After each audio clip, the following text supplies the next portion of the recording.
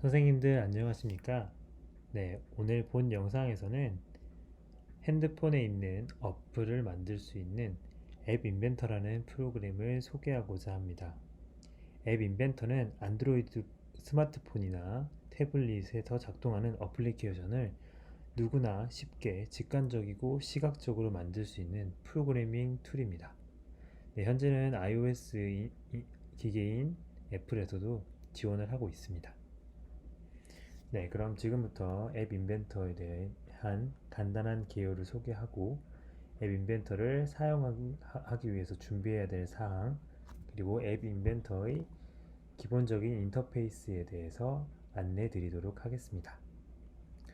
네, 그럼 구글 검색창에서 앱 인벤터라고 입력한 후에 메뉴에 나오는 MIT 앱 인벤터라는 것을 선택해주면 되겠습니다. 앱 인벤터 화면에 접속하시면 앞에 있는 사이트의 모습을 보실 수 있습니다. 네, 여기서 한 가지 참고적으로 말씀드릴 내용은 웹 브라우저를 크롬, 사파리, 파이어폭스를 이용하셔야 한다는 내용입니다. 만약 인터넷 익스플로러를 이용할 경우에는 오류가 발생해서 사이트에 접속하실 수 없다는 점 안내 드리고요. 이 앱 인벤터를 활용하기 위해서는 반드시 구글에 로그인이 되어 있는 상태로 이용하실 수 있습니다. 그래서 학생들에게 구글 로그인이 된 상태로 수업을 진행하실 수 있고요. 요즘 최근에 학교에서 많이 사용하고 있는 G수트 계정을 이용하게 된다면 학생들에게 일괄적으로 아이디와 비밀번호를 지급해서 수업을 조금 더 편안하게 운영하실 수 있으실 것 같습니다. 네, 환경이 되었으면 이렇게 클릭해 보도록 하겠습니다. 지금 저 같은 경우는 이렇게 접속이 되어 있는 상태이기 때문에 뜨지 않는데, 만약에 선생님들이 처음 접속하시게 되면 로그인 화면을 띄워주고 로그인을 하시면 되겠습니다. 네, 첫 번째 튜토리얼 화면이고요.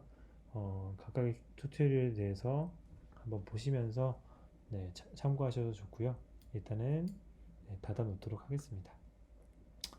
먼저 이제 새 프로젝트 시작하기를 클릭하셔서 프로젝트 이름을 정할 건데요. 프로젝트 이름 같은 경우는 반드시 영어로 써주셔야 합니다. 저는 new라는 이름으로 한번 시작해 보도록 하겠습니다.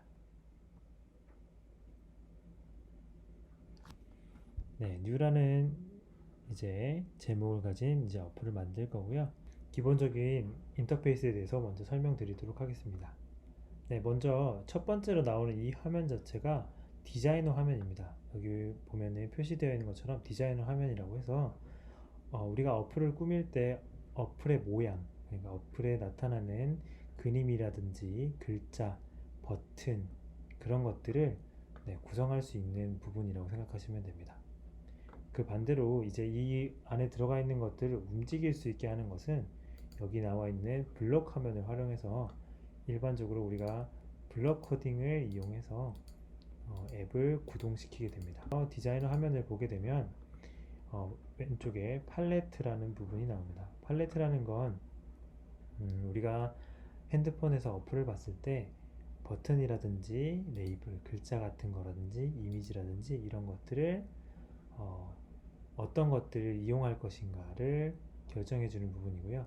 굉장히 다양한 것들이 있습니다. 레이아웃 같은 경우는 이것을 어떻게 예쁘게 배치할 것인가에 대한 내용이고, 미디어, 카메라라든지 캠코더, 그리고 녹음기, 또는 지도, 센서, 그림 이런 것들에 굉장히 다양한 것들이 있습니다. 네, 그래서 이런 것들을 활용해서 우리가 앞으로 어플을 구성해 볼 것이고요. 오른쪽으로 넘어가면 이제 뷰어라는 화면이 있습니다. 이 뷰어라는 건 실제로 핸드폰에서 어떻게 보여질 것인가, 이 어플의 모습이 어떻게 보여질 것인가를 우리가 미리 볼 수 있는 미리 보기 화면 같은 거라고 생각하면 됩니다.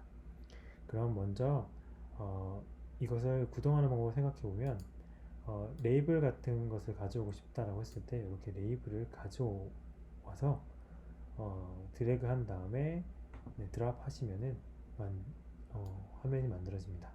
이런 식으로 이 아래 버튼이 예를 들어 뭐 2개 필요하다고 하면 2개를 만들게 되면 컴포넌트라는 화면에 이렇게 뜨게 되고요. 만약 이런 것들을 삭제하고 싶을 때는 이렇게 삭제를 누르시면 됩니다. 네.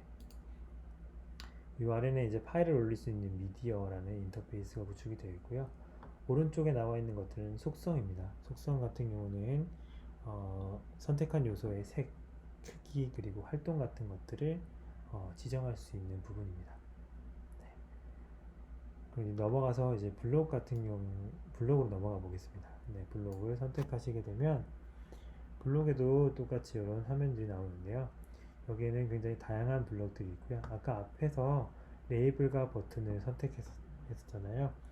그 부분을 관련된 것들을 이제 클릭해서 이제 어떤 이 블록은 어떻게 움직일 것이다 라는 걸 설정해 줄 수 있습니다.